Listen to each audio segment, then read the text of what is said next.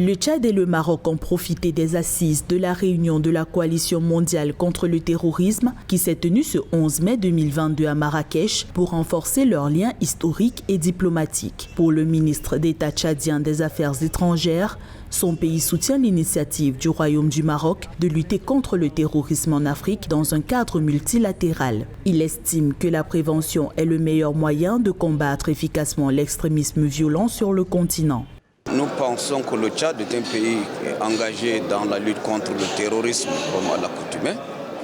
Et vu cette coalition internationale contre le Daesh qui prend un peu de l'ampleur en Afrique de l'Ouest, nous pensons que nous allons mutualiser nos forces pour qu'ensemble nous pouvons lutter contre ce mal, n'est-ce pas, qui endeuille plusieurs familles.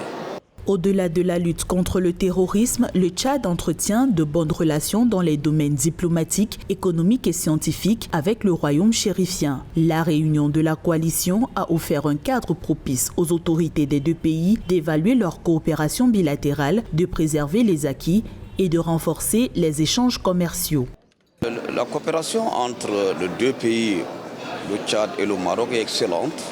Nous gardons toujours de bonnes relations traditionnelles que nous avons eu à mettre nos deux ambassades. Aujourd'hui, la volonté du Tchad, c'est encore plus de renforcer cette amitié. Et nous tenons également à remercier, n'est-ce pas, le royaume chérifien de nous convier à cette réunion très importante pour le Tchad, que nous devons parler des sujets de terrorisme et de la lutte contre ce mal. La réunion de la coalition mondiale contre Daesh, qui a réuni plus de 80 pays et organisations internationales, a décortiqué les défis imposés par le terrorisme sous toutes ses formes et le repositionnement de Daesh en Afrique. Une occasion qui a permis au Royaume du Maroc de plaider en faveur de la stabilisation des pays africains précédemment impactés par le terrorisme.